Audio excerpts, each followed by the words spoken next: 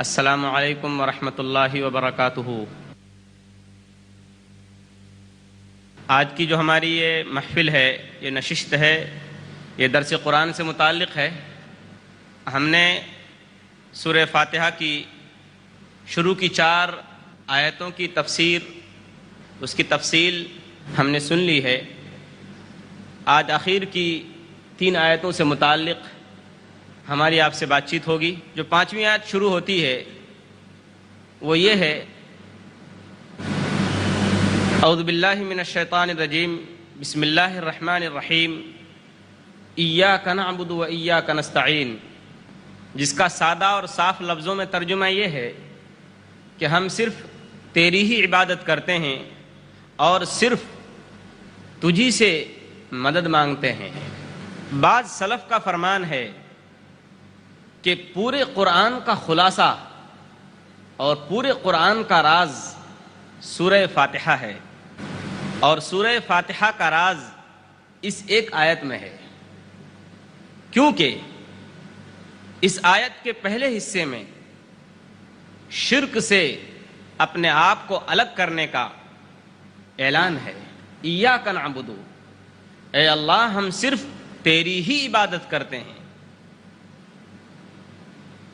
حتیٰ کہ علماء کرام نے اس کے معنی بیان کیے ہیں کہ ایاک نعبد و ایاک نستعین کا دوسرا ترجمہ یہ بھی ہے کہ اے اللہ ہم صرف تیری ہی عبادت کرتے ہیں اور تیری ہی عبادت کریں گے، اور ہم صرف تجھی سے مدد مانگتے ہیں اور صرف تجھی سے مدد مانگیں گے۔ تو اس آیت کے پہلے حصے میں شرک سے اپنے آپ کو دور کرنے کا، شرک سے بیزاری کا اعلان ہے، اور دوسرے حصے میں وَإِيَّاكَ نَسْتَعِينَ کے اندر اپنے تمام کاموں، تمام طاقتوں کو اور اپنی تمام عبادتوں کو اور اپنی تمام اطاعتوں کو مکمل طور پر اللہ کے حوالے کر دینے کا نام۔ یہ ہے ایاک نستعین، کہ اے اللہ ہم صرف تجھ ہی سے مدد مانگتے ہیں۔ اسی لیے ابن عباس رضی اللہ تعالی عنہ وہ اس آیت کی تفسیر اس طرح سے بیان کرتے تھے کہ ایاک نعبد کا مطلب یہ ہے کہ اے خدا ہم صرف تیری ہی توحید مانتے ہیں، صرف تیری ہی توحید مانتے ہیں اور تیری ہی عبادت کرتے ہیں اور تیری ہی اطاعت کرتے ہیں۔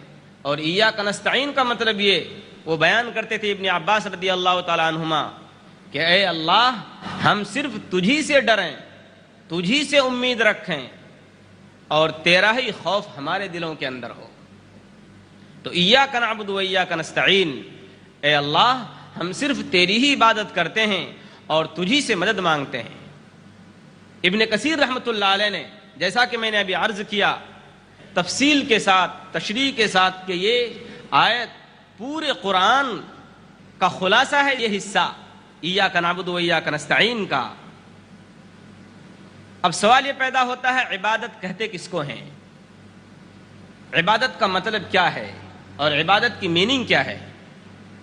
لفظی ترجمہ عبادت کا ذلت اور پستی ہے، اور شریعت کی اصطلاح میں عبادت نام ہے محبت، خوف اور خشوع کے ساتھ کسی چیز کو کرنے کا، یعنی وہ کام جو خوف اور محبت اور خشوع کے ساتھ کیا جائے کسی ہستی کے لیے تو وہ عبادت ہے۔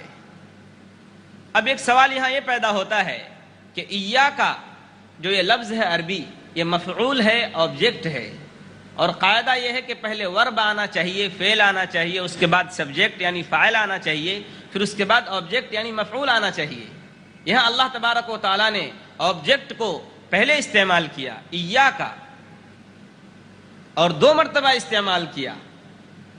حالانکہ اگر ایک لفظ ایاکا استعمال کر کے بیچ میں واو استعمال کر دیتے تو بات پوری ہو سکتی تھی۔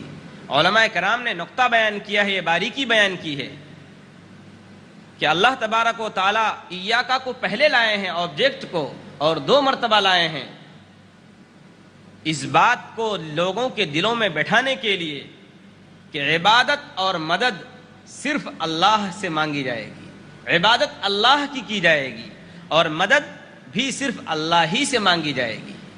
اسی لیے تاکہ اللہ کے علاوہ کسی سے مدد نہ مانگی جائے اور تاکہ اللہ کے علاوہ کسی کی عبادت نہ کی جائے، اسی لیے ایاکا کا لفظ 2 مرتبہ لائے ہیں اور آبجیکٹ یعنی ایاکا کو پہلے لائے ہیں۔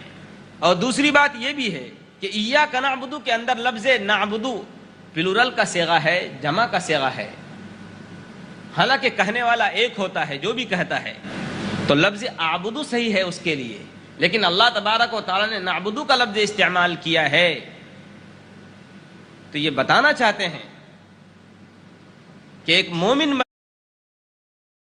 بندہ جب کھڑا ہوا مومنوں کی طرف سے اس بات کا اقرار کرتا ہے کہ اے اللہ، جس طریقے سے میں عبادت کے لیے پیدا کیا گیا ہوں اور میں تیرا بندہ ہوں، اسی طریقے سے ہمارے تمام مسلمان بھائی تیرے بندے ہیں اور تیری ہی عبادت کے لیے پیدا کیے گئے ہیں۔